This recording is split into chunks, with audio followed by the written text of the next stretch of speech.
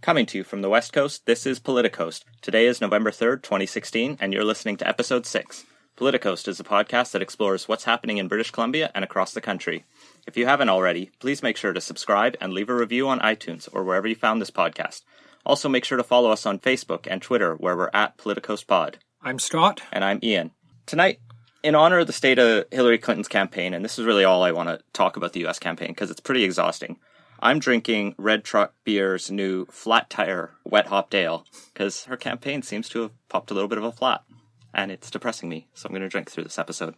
Okay, first up, the federal government released their fiscal update. So not a whole lot new in there, mostly continuing on from what they talked about in the spring budget. Big note, though, is the deficit's going to be climbing up by, I believe, $3 billion this year, mostly due to economic downturn and lower projected growth and tax revenue. So the Liberals always said they were going to run deficits, and they were going to run deficits for a couple years to try to stimulate the economy, fund infrastructure, get everything going. This update is a bit worse than that. It's significantly worse than that. Now the return to surplus or return to balanced budget is sort of off the table. It's like the Liberals would have to be elected 3 more times, and then if everything went rosy, they could get towards a balanced budget. But it's sort of just, deep into the red. The Conservatives have, the meat on the table for them to just scream bloody murder. Yes, the Conservatives left them with a basically balanced budget. I believe it was a $1 billion deficit, which is essentially a rounding error on the federal fiscal sheets. But the Liberal government's ballooned that to about $30 billion, even though they ran on a campaign of $10 billion for infrastructure, and now it's $30 billion, with a little bit of that going to infrastructure, but most of it just on present spending and consumption. Sure, and there's good reasons for it. I mean, the economy has gotten worse. Brexit sort of punched a hole in the global economy, and everything's kind of downturned from that. The U.S. election has been so volatile that our largest trading partner is not a secure, safe bet anymore. And so I can see why they have to go harder into the deficit to try to just keep what they've sort of promised. The path they've gone with is this investment, spur the economy. Yes, but at the same time, that's the slower global economy, slower Canadian economy, that's going to ease off maybe a couple billion in tax receipts at the most. It doesn't explain deficit that's 3 times higher than projected from their campaign. Yeah, it's tough. They're obviously in a difficult situation. I don't envy Bill Monroe or the Liberal cabinet for having to come up with a budget in this situation. They at least have a majority government, because I remember the fiscal update in 2008 is what almost brought Stephen Harper's government down months after being elected. That might have been in part because he ignored the start of this global recession. It might have been in part because he was threatening to cut political party financing.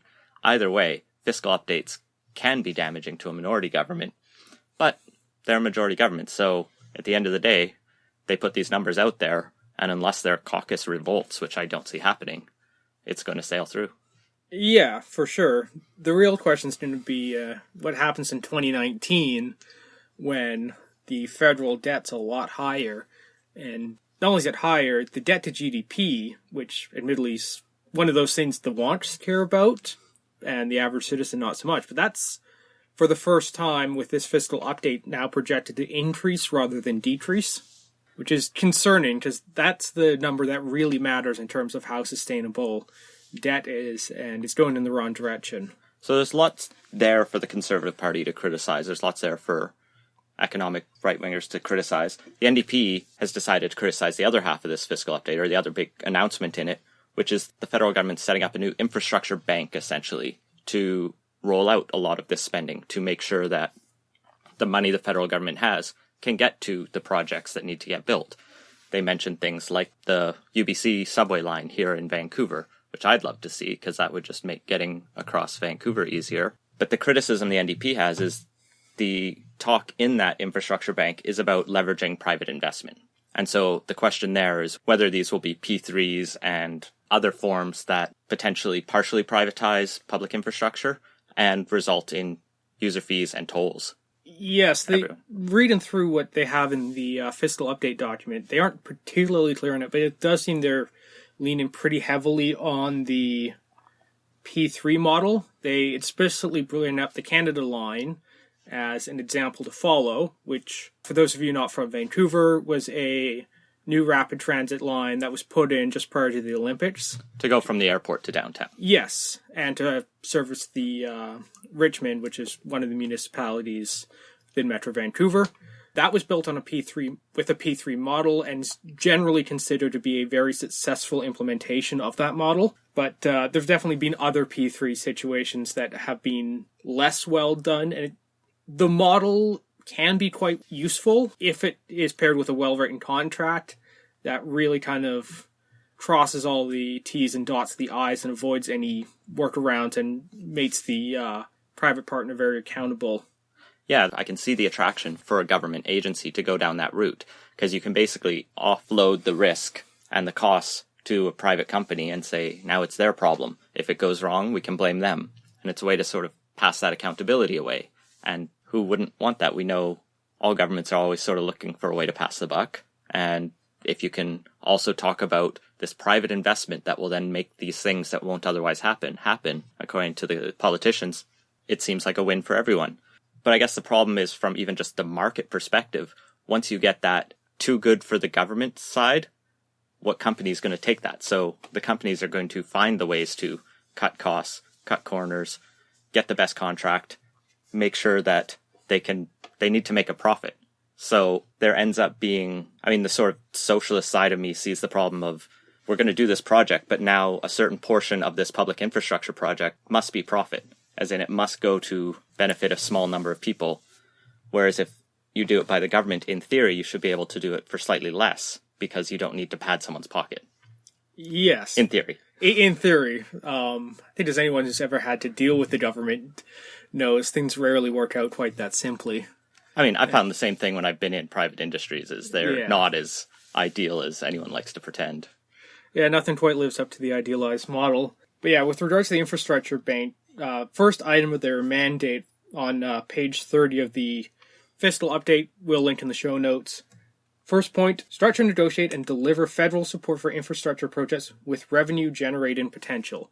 So it does seem they're very, very much going to focus on user fees and revenue potential, which I can definitely see a strong point for on a lot of stuff. And stuff like tolls and congestion pricing has a lot to go for other reasons beyond just raising revenue. They're often very useful for allocating scarce resources. Road space is the classic example with congestion pricing.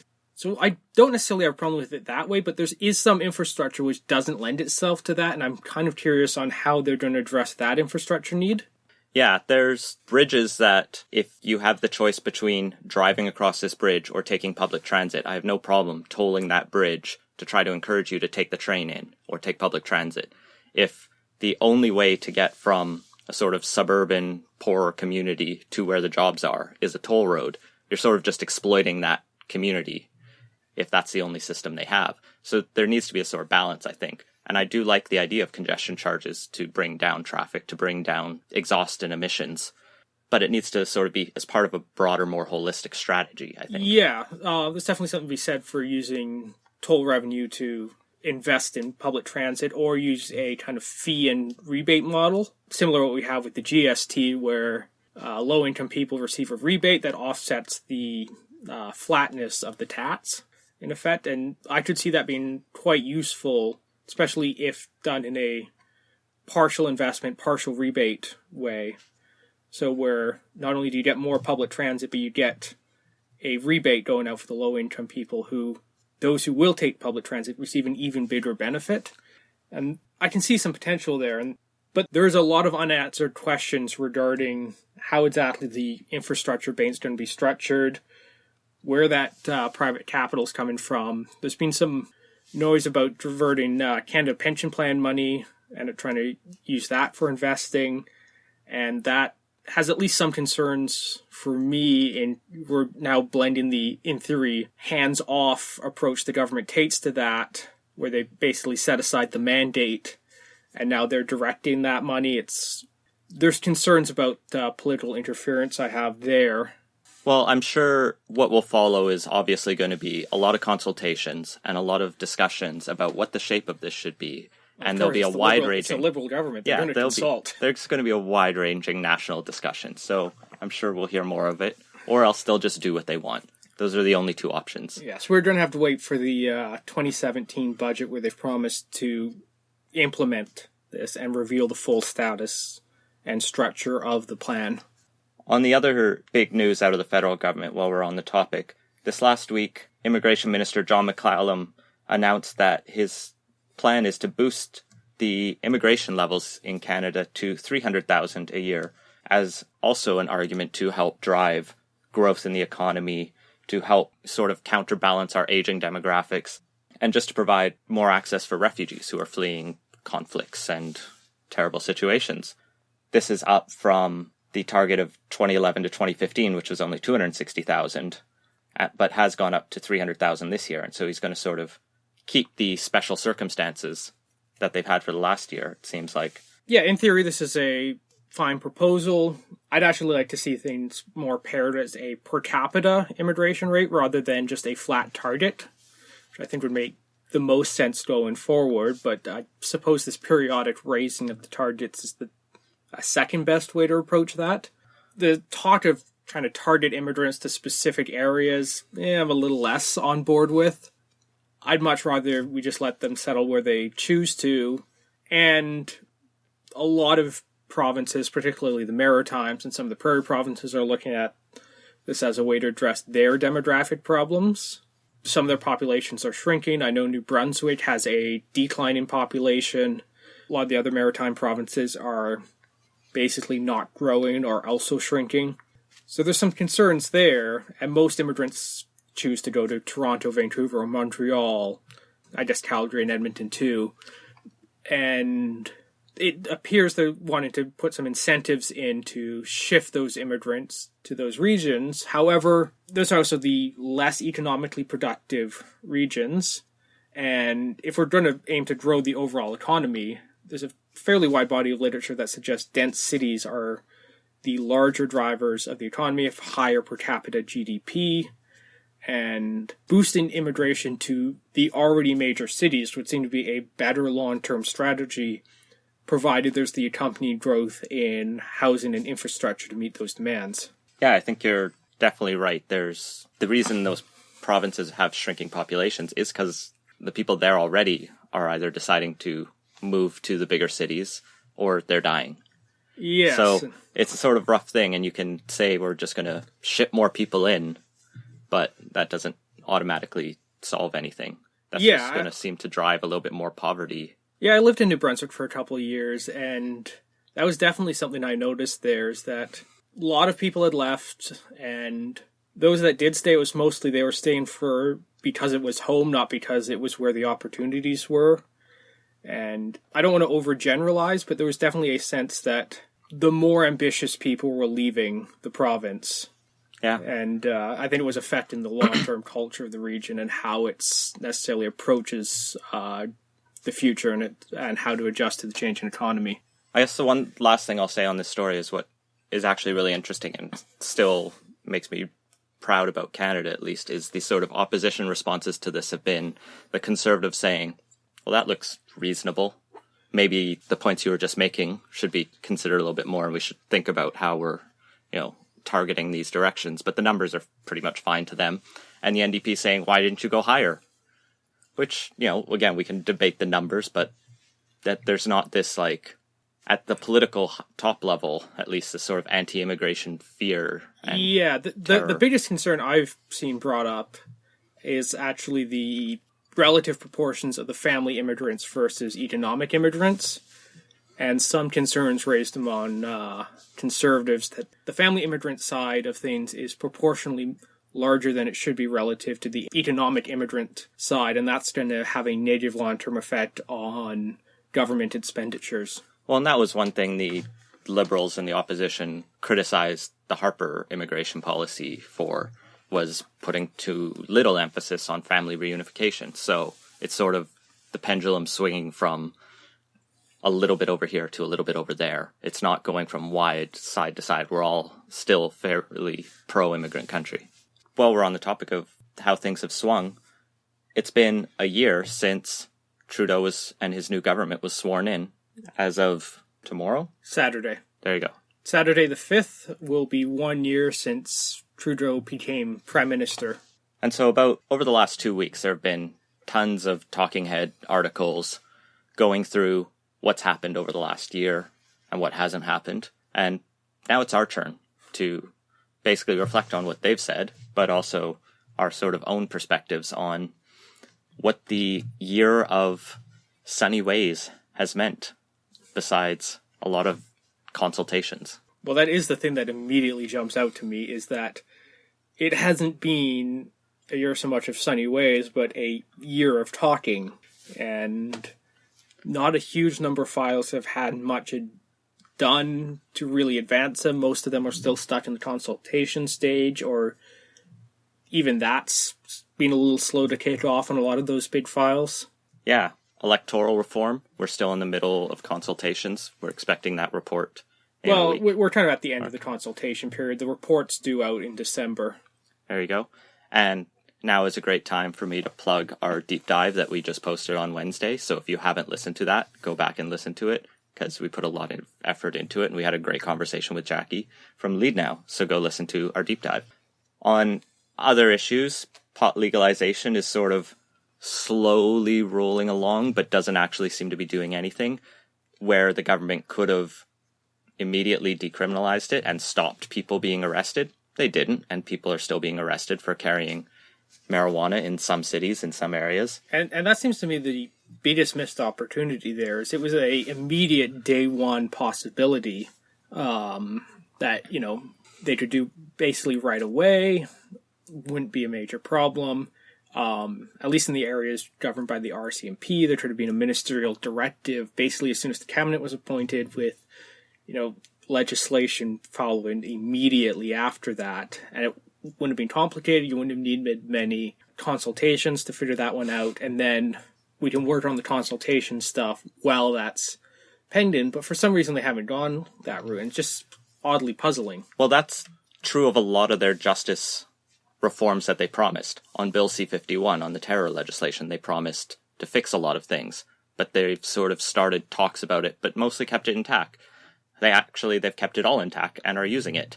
I've been listening to The Docket, a great law podcast out of Ottawa, where they're highly critical of all of the little things that could be done with just quick little bills to reverse mistakes, or just things the Liberals themselves criticized and said they would change, but then they've sort of been sitting on. And they're things that affect how long it takes to get to a trial. They're things that the Supreme Court has told them to deal with. I mean, this sort of happened with the assisted dying file, where they came in knowing there was a deadline, a very clear deadline, and they knew that the previous government had sort of dragged their heels. But then it was weeks to a couple months before they actually did anything, when that sort of had to be the first thing they went, all right, we need to figure out what we do. And the first thing they did was say, well, I guess we'll file a lawsuit to extend our time. And they did get some of that extra time, and they used that to do another consultation, which they then chose to ignore some big chunks of. So it's frustrating, I think. Yeah, and I think you bring up the good point about ignoring the consultation and stuff, and touched upon this a bit when we were talking about the electoral reform thing, but it's pretty easy to kind of hear what you want to hear out of a consultation, and there's no hard and fast criteria to insist that the outcome of that consultation is necessarily reflective of the people consulted. And that's one of the big concerns going forward on a lot of these files, I think, is that there's always that motivation for politicians to kind of hear what they want to hear and go with the policy they're already thinking of. And there's some indication they may be doing that. They kind of did that with the assisted dying thing. And if you're going to spend all that time in consultation, is it just to secure the political capital to then do what you want? But now they're going to go back to court over that because they decided to sort of go their own way, which people would told them multiple times, if you go that way, we're going to sue you. And now they're being sued. So now they're fighting the same legal battles they fought, the previous governments have fought. But coming back to electoral reform, just like you're saying, Trudeau's already said he doesn't feel bound by the results of any committee's report. And I guess that's something that's true of every government. They're not going to automatically pledge to adopt a committee report, but to sort of be brazenly go, well, we'll just do what we want anyway. There's got to be a little bit more balance in there.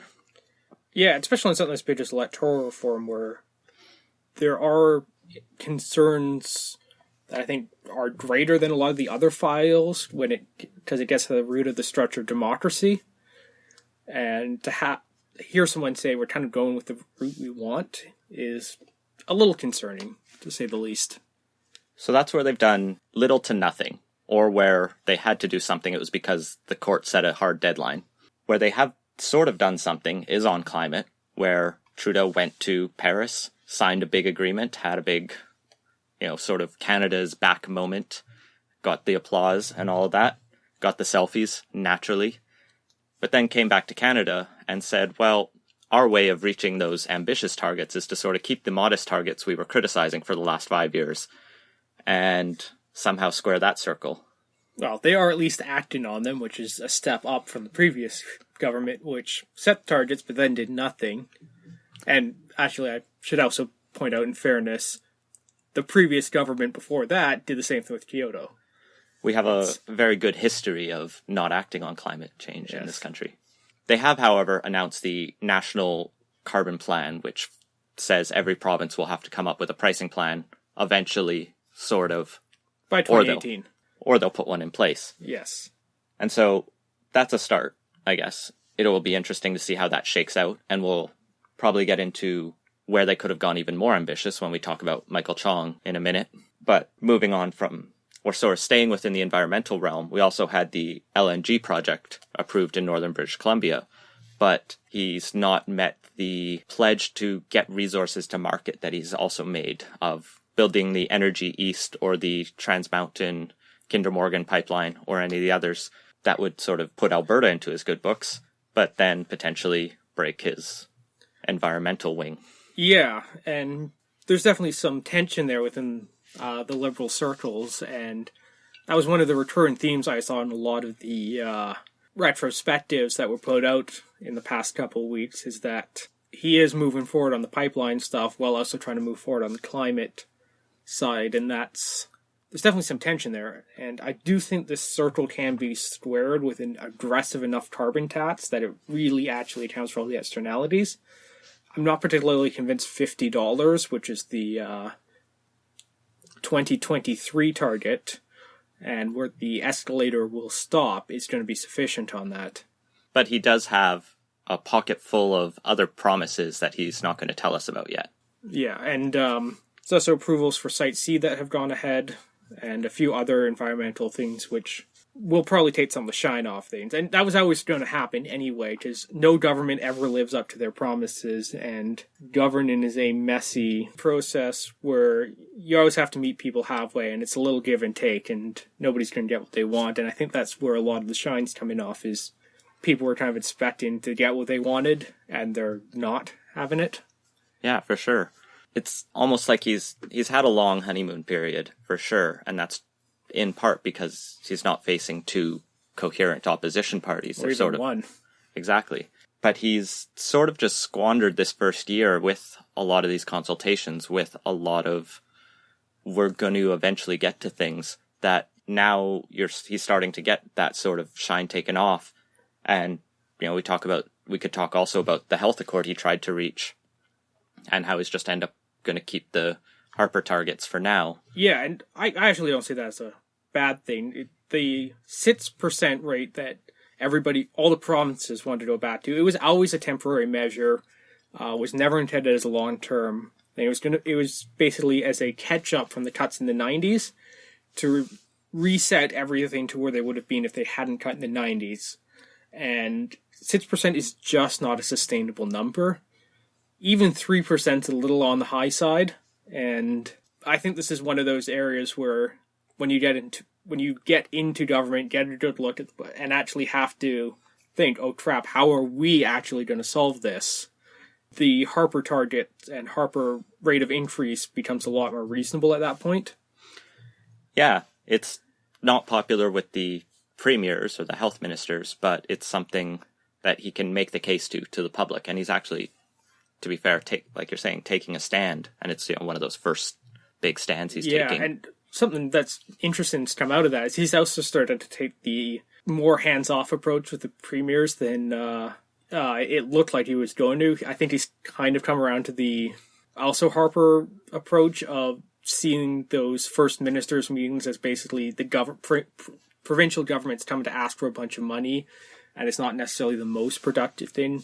Like with the health accord negotiations, he sent his health minister, he didn't show up. The climate one, he announced it himself when the minister responsible for the file was dealing with their provincial counterparts. So it's another one of those areas where I think the expectation going in has been quite a bit different than what's happened. And you do bring up a good point about the squandered time. You hear a lot in the U.S. context about the first 100 days, and while it's less important, particularly with the majority government, those early mandate periods are very important. It's when you get to put your unpopular policies in that will have a good long-term effect. People aren't immediately confronted with it in the lead up to an election, which a lot of these, because they squandered a year or two, they're now going to have to be confronted with when it comes time for 2019, rather than now becoming the status quo going into the election. Well, you only have to compare it to Rachel Notley's first year as NDP Premier of Alberta, where that's the year she changed campaign finance laws in the province. That's the year she brought in their carbon tax. That's the year she brought in their minimum wage. That's the year she started to tackle farm safety. That's the year she brought in, I think, some changes to the Human Rights Code as well. Like a lot of things that she promised to and said she would do. And so when she was criticized by the right-wing opposition, she could say, well, I said I was going to do these things. I got elected. Now I'm doing these things. But some of them are more controversial in the province. So they're definitely the things you want to get out of the way early. And then you can decide, to swing a bit more to the middle or whatever you have to do closer to the next election. Yeah, and about the only thing Trudeau's done that's followed that model was the big deficit in the first budget. Other than that, things are more or less carrying on while they kind of figure out how they want to structure all the reforms. I know even on the science file, which I followed closely, there was a lot of talk about how scientists on the federal government level were censored under the previous government. And well, in the first couple of weeks, he did remove some of the directives. There wasn't a clear, pass down through the ranks of, you're free to talk. There's a lot of still confusion. There's still a lot of people who are afraid to talk to the media, and it hasn't opened up in the same way. It hasn't gone back. And no one ever really thought it would, I think, because that's kind of the danger of, clenching your fist too tight is then... Yeah, and a huge part of the problem there is there's definitely an incentive for any government to follow those policies. And the quicker you can actually put those reforms in before those incentives start to act on you, the better if you really want to actually get the reforms done. Of course, that takes a certain level of self-awareness I'm not sure all politicians have, or even most people. Well, and especially when you start an election campaign in third place, and then you win a majority government, when everyone thought it would be some minority, Tom Mulcair propped up by Justin Trudeau government, not sweeping majority with Conservatives reduced and the NDP almost off the map.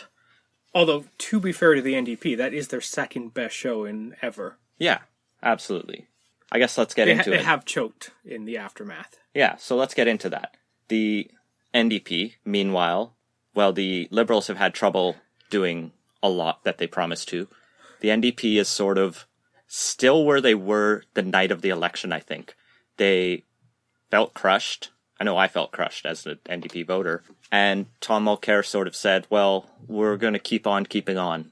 And they got to their convention, and he gave a sort of mediocre speech to a party that needed something, because they were there to vote on his future. And he needed a strong mandate to really stick around. And he didn't get that. He was the first leader, I think, in Canadian history to be defeated by his party members. He was, and actually quite a shocking thing. Just most leaders are conscious enough to read the writing on the wall and see when or someone will have pulled them aside and told them, you're not going to survive this, get out now with your dignity intact. And I think what happened there was just a lot of people went into that convention unsure. A lot of the delegates hadn't really made up their mind. They thought there's a potential in Tom Mulcair. He's fantastic in Parliament. He's a great griller. I actually liked him a lot more, basically right up till the election, and then how he's handled the aftermath, I think's been the biggest disappointment of how he handled the debate around the LEAP manifesto, where first he was opposed to it, and then it was if it means I'll stay around, I'll support it, which didn't suit him. Spineless, I'd say, is probably what it came across as. Can we call him duplicitous because the strategists aren't around? Yes, there was a certain duplicity there, though perhaps it was a little too blatant to be duplicitous. There you go. And a few other things like that, where he's basically just waffled on buckled on a whole bunch of issues, and that kind of strong principle Tom Mulcair that showed up in Parliament for 4 years under as leader of the opposition under Harper, just kind of disappeared as soon as he lost. And it was actually really weird to see. So after he lost the convention, he said, I think he was in his mind thinking of resigning, but the rumor is people sort of talked him into sticking around. I don't know who thought that was a good idea, but that's what happened. And now they set out, I guess they thought the long election campaign of last year was a good start. And so they set out an even longer NDP leadership campaign, which will be going till this time next year, I think, roughly. Yes, the vote is in October. So basically we're 11 months away. So we got lots of time, which is potentially why no one's actually in the race yet. Although we had Sherry DeNovo, Ontario member of provincial parliament, say she was going to run for it, but then she refused to pay the $30,000 leadership fee. And she refused on principle because it should be open to any NDP member, whether they have money or not. On the other hand, I can kind of see the counter argument to that, in that if you can't even fundraise that amount, are you necessarily going to be a viable candidate who can fundraise a much greater amount for the party and for the next election? Oh, yeah. And it's a viability test. Oh, yeah. I totally agree with you, because the way it works in Canada is the candidate can't just pay that out of their pocket. They are subject to the same finance laws as every other Canadian. So they need... With a minor exception that their limits, I believe, are increased. But there are limits. Yes, so, I believe it's roughly double the limit for them, but that still puts it much below the $30,000 needed for the NDP or the $100,000 needed for the Conservatives. So that was her position, but then she stepped out of the not being in the race due to health concerns. A couple weeks ago, we mentioned that local MP Peter Julian resigned his House leadership position to explore a leadership bid, which is still a question mark to me. And Nikki Ashton's been going around the country engaging with millennials. I forget the exact terminology she used, but basically that level of touring around the country trying to engage people is almost certainly the precursor to a leadership run. And she did well in the last race, where she was never a front runner. She was never going to win that race. She just kind of wanted to get out there and be a younger voice. And since then has had a sort of mixed review. I think for the most part it's been very positive and very strong as a left-wing voice. Yeah, I think that's the thing, though, is I can't see her being somebody who can viably run for prime minister. She can run for opposition, but I'm not sure she's got what it takes to make the case to be prime minister and can win over the people who aren't naturally NDP aligned. And that strikes me as the biggest potential flaw with Nikki Ashton, is she can't grow the party or expand the base, which on one hand, seems to be where a lot of the NDP want to be, is they want to be a party principle, not a party that contests power.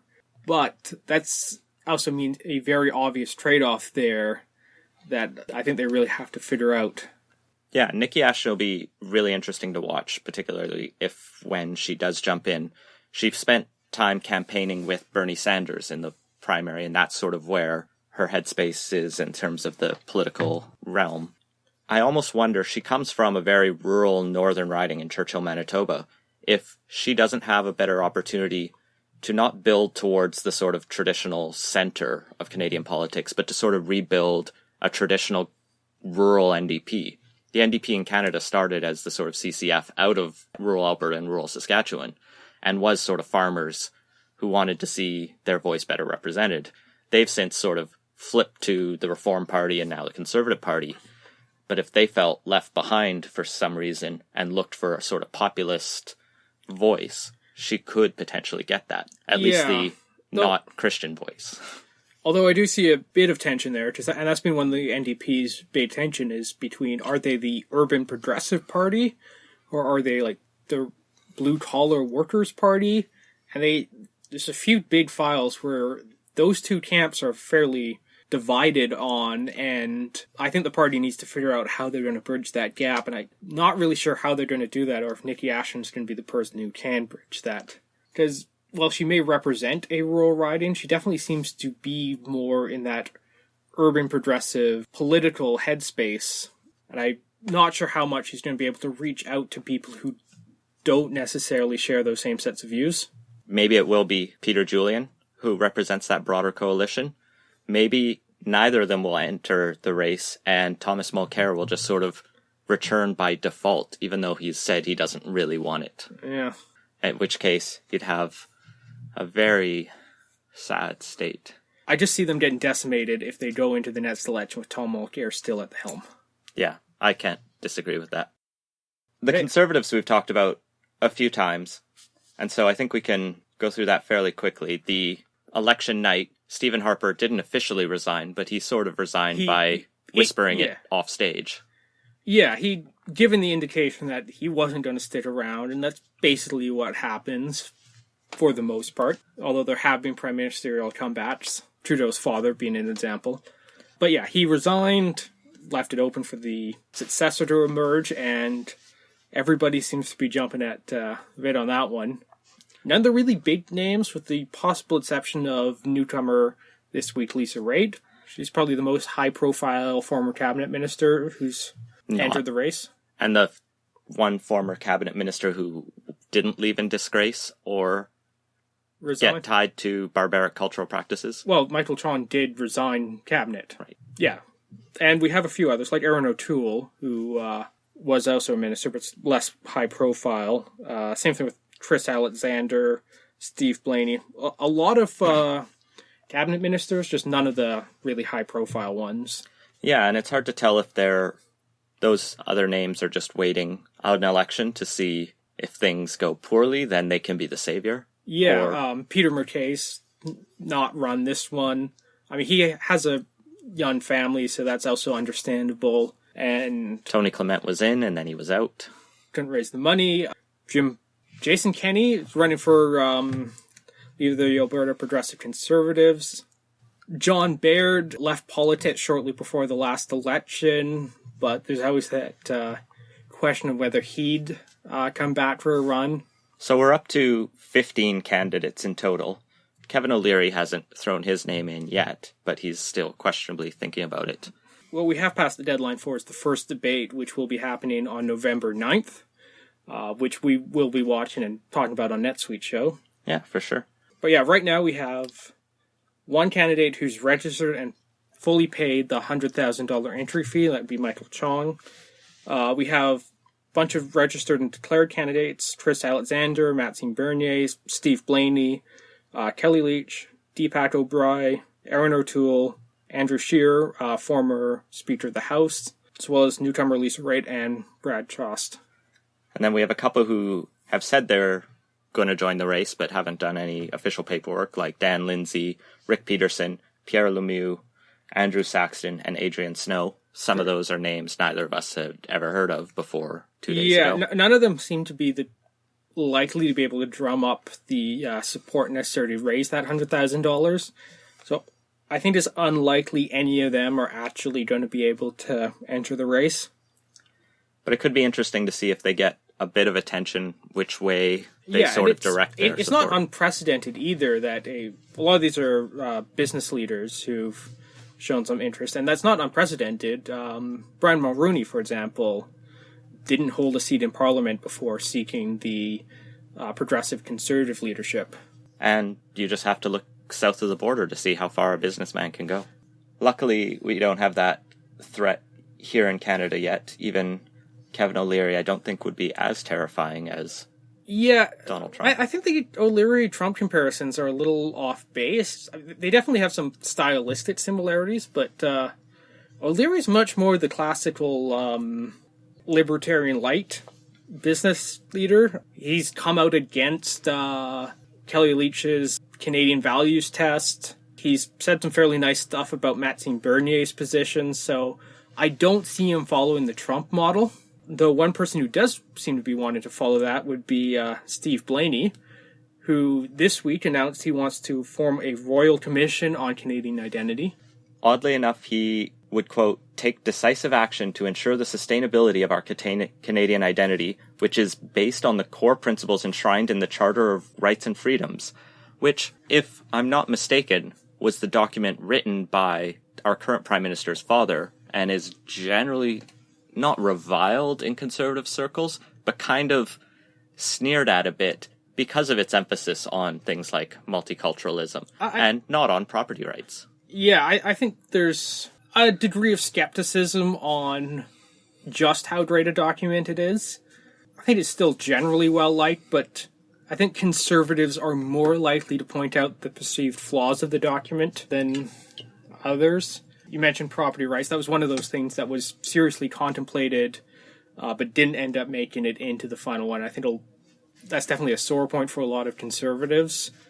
And there's a few other areas in there that not everyone on the right particularly likes. But it does raise an interesting question on, exactly what Steve Blaney thinks is in the charter. Yeah, Blaney also came under criticism as well for some weird comments about immigrants and about Michael Chong specifically. Also Deepak. He mentioned both Michael Chong and Deepak O'Brien in an interview as examples of integration into Canada. And, good integration. Good, a positive example. And Deepak O'Brien's case, there's a decent point there in that he was born overseas, immigrated to Canada, rose to be into the senior ranks of government. There's an argument there. Michael Chong, on the other hand, was born in Ontario to a Dutch and Hong Kong immigrant, mother and father respectively. So that is definitely a little odd that he's perceived to be not Canadian. In some senses, you might almost say it's a borderline racially insensitive comment. But what I liked was Michael Chong's response, which was 100% class, which was, I get what he's trying to say. He's talking about the important Canadian values and being a productive member of society, and obviously he wasn't trying to be offensive, which is a nice way to say he was offensive. But I'll let him pass this time. Yeah, I think Chong definitely took the high road on this one, and I just played the bigger man in the disagreement to a certain extent. And it's definitely an easy place he could have tripped, and he could have just put his foot in his mouth, but he played it right and gets points for it, I guess. So the Conservatives are doing healthy for a party that lost the last election. They have a vibrant leadership race going on right now. Lots of ideas being put forward, lots of interest. So we're not going to see the Conservative Party, I think, split into the factions that sort of created it, like there was some sort of initial suggestions might happen. At least it doesn't seem to be going that way. You do get a little bit, there's some tension there between the Canadian identity focused, a little more socially conservative, Kelly Leitch, the Brad Trosts, the Steve Blaze, and then you have the wantier side represented by Chong and Bernier, who've been putting out policy proposal after policy proposal on all sorts of economic matters. Well, I don't think it's fair to put Brad Trost in with Kelly Leitch. He's specifically criticized her for that because, in his view, he wouldn't be welcome under those Canadian values because she has talked about acceptance of LGBT rights. And he's like, I don't accept that. Would I fail this values test? And so he comes at it from a very interesting angle. He has clear views and he wants to make Canada a more socially conservative place. And I think he just accepts that he's not going to win, but he wants to just get those ideas out there. Yeah, and I think it's a healthy sign for the way Canada's going that the society the Conservatives want to conserve is one that is open and accepting of the LGBT community. On the other hand, we have the Green Party, or should we just say Elizabeth May, who's still got her seat, is still getting attention on the regular basis she does. I think the biggest story she had over the past year was when she played the will she, won't she quit as leader following her party's decision to endorse boycott, divestment sanctions against Israel for the treatment of Palestine.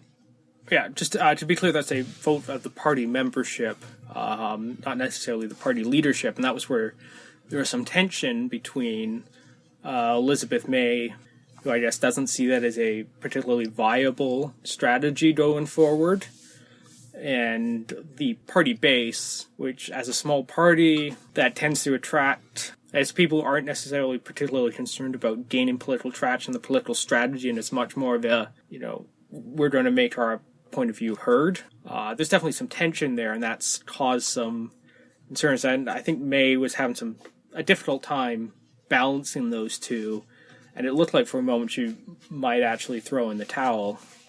But she always planned to stay on as an MP because she's on the Electoral Reform Committee, and she sort of made that her raison d'etre of this parliament, is to just make sure that gets through no matter what, because that's both something I think she and the Green Party significantly believe in, honestly, but it's also something that would really help them get from 1 seat to 30 seats, potentially. And, and just one other point on the boycott, divest sanction. You also got a little bit of split between the provincial and federal Greens on that. Andrew Weaver, BC Green Party leader and MLA for Oak Bay, also came out against it and signaled that this was not a policy area the BC Green Party would be exploring or even really wanting to touch. Which was something he really didn't need to do, because the provinces don't really have any control over foreign policy relating to Israel-Palestine. Yeah, so it was definitely just sort of like a signaling exercise to try to distance his party from the federal party. The best case scenario on that I could see is maybe some government expenditures that to companies based in Israel for some procurement or whatever, but it's not likely to be a big issue at the provincial level. And I think it was much more about, as you said, signaling and being the, hey, we're the new centrists in BC, and that, I think, is where he was trying to go with that, and have it very much be the, don't worry, you can vote for us, we're not going to do anything too radical. All right. Just to wrap this section up quickly, I don't follow Quebec politics that closely, but do the Bloc Québécois still even exist? Yes, I believe they have. They won 4 seats. Yes, they won 4 seats. They have membership on the Electoral Reform Committee, but as a political force, they've basically been spent since 2011, and they're kind of a empty husk of a party. And actually, back in the last one, you actually saw some people split off into the Strength and Democracy. Strength and Democracy Party. None of them won re-election, but it's definitely a sign of a party that's in steep decline and going nowhere. So I couldn't even name their current leader, or if they're in the middle of a leadership race. And even as a co-host of a politics podcast, I don't feel a huge pressure to find out. But maybe that's my West Coast bias. Yeah, and I think you might see a slight resurgence. Justin Trudeau's starting to wade into some provincial areas a little more than his predecessor did. And that tends to be the sort of thing that sparks Quebec nationalist sentiment. And you might see a little more regionalism emerge as a result, a little more provincial federal tension. And that's really give some credit to Stephen Harper. I think his hands-off approach really helps suck the oxygen out of the room of Quebec nationalism. Not engaging with the provinces on provincial areas of responsibility got rid of a lot of that tension that was festering before. Well, and he also did take some steps like declaring Quebec a nation, which was largely symbolic, but did sort of say, look, fine, if that's what you want, I will say the magic word. Yeah, and what will be interesting is if Michael Chong gets the Conservative leadership, what's that going to do? Because he resigned his cabinet position over the Quebec as a nation issue back in 2006. He's barely in cabinet for, I think, 6 months at that point or something.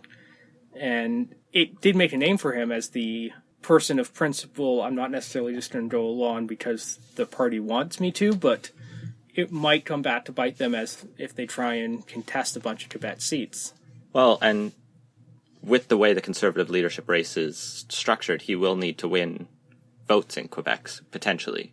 Because Yes. they get a vote per riding, essentially. Yes. Or it's weighted per riding. Yes. Every riding has an equal voice. They are allocated 100 points, which are then divided among the candidates based on a ranked ballot.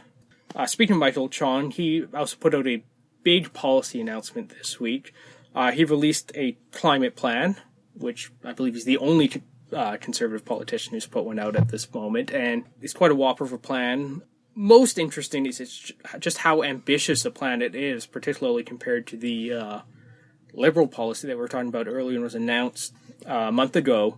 So, provide a quick overview. He wants to put in a $130 per ton of carbon dioxide price by 2031.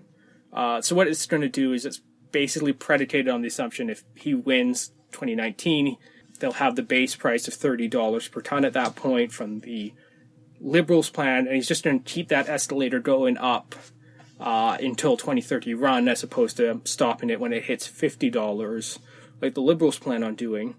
And he's revenue neutral, so his plan calls for the elimination of 2 tax brackets on the income tax, which will reduce income tax by basically 10% across the board, or $15 billion worth of government revenue from that. It's going to cut corporate taxes by effectively 5% for $2 billion, and then eliminate a whole bunch of the tax credits that were peppered into the tax code over the last decade or two, which kind of undoing a Harper legacy there, though one that's received a lot of criticism from economists. So I guess points to him for breaking with the party legacy on that. And in addition, there's going to be an increase of the working income tax benefit and the GST rebate to offset the more regressive effects of the carbon tax. And what also really stands out for me in this proposal is the annual Auditor's General report on the effectiveness of the carbon price, and there will be an expert panel of economists convened to assess whether the price is appropriate. So it's not just a matter of putting a price in, it's essentially saying, let's make sure that it's the right price going forward. It is about meeting those targets, and the structure of it indicates that if it isn't meeting the targets, they'll reassess and change the pricing structure they've announced. And that's a fantastic idea, because it's taking it out of politics, essentially. It's saying climate change is a scientific problem that we need to solve, a crisis. And so we can't just leave it to politicians to bicker over whether $30 or $100 is the right price. Let's put it back to the experts who can at least study this impartially and make a report. Yeah, and that and just how ambitious it is are the two things that really stand out for me on this. Is unlike the Liberal proposal, which is we're going to put this in and it will get us there, but there's no real check on it and there's no real accountability on this. This one has that accountability mechanism in place, and it's going to be much greater than what the Liberals are proposing. They're stopping at $50, and this is going to $130 and possibly even more. Yeah, it's earned applause from my friends across the political spectrum. They say, they're never going to vote conservative, but this is the kind of conservative they want to see, who talks smart policy that maybe approaches it from that conservative angle about using the carbon tax to make tax cuts and cutting a lot of red tape. I saw in there's a lot of programs that will be axed. Yes. And there's a lot of regulations that are going to be suspended. Exactly. A bunch of stuff such as the automobile and light truck greenhouse gas regulations, coal-fired electricity generation regulations, on-road heavy vehicle regulations, just a whole bunch of these ones. There's a proposal to suspend them temporarily for a 5-year period to assess the effects of the carbon tax And as well, they're going to eliminate a lot of dedicated spending on there. But with a tax this aggressive, you're going to get those market effects that really incentivize the green energy without it. And this is basically as textbook a right-leaning approach to addressing climate change as you can get based on that. Well, it would be red tape slashing across the board. And this would be a nice contrast to the BC Liberal approach, which sort of started that way and earned a lot of applause for being a good model of a carbon tax, but then it sort of has recently just stopped. And it's sort of just flatlined at $30 a ton. And Christy Clark's made no pledge to ever increase that. Well, she has said she wants to wait for the rest of the country to catch up, and she's going to be forced to, when the rest of the country does catch up, because the year after that, the ladder will ratchet up by another $10. But so that's this, it sort of takes us from being that leader to, well, now we're just going to follow along everyone else, whereas Chong has painted a path to leading on the climate issue. Yeah, and it'll be interesting to see how this plays out, should it be actually implemented, because lots of places have introduced carbon pricing, but the scale of this one is significantly greater.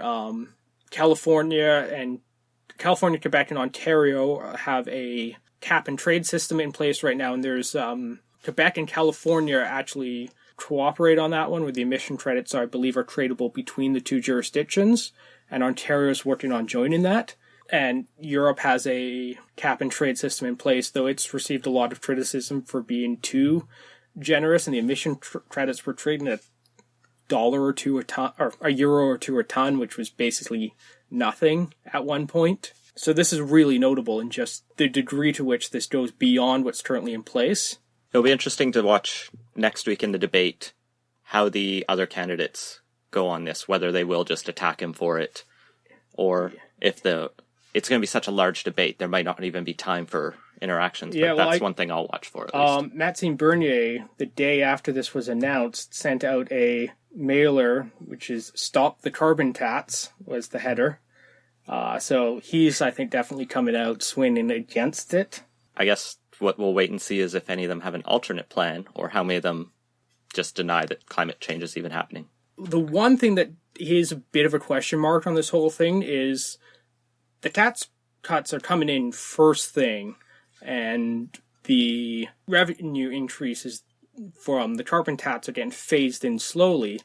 And in the policy document Sean put out, which we'll link to in the show notes, it's billed as an economic stimulus.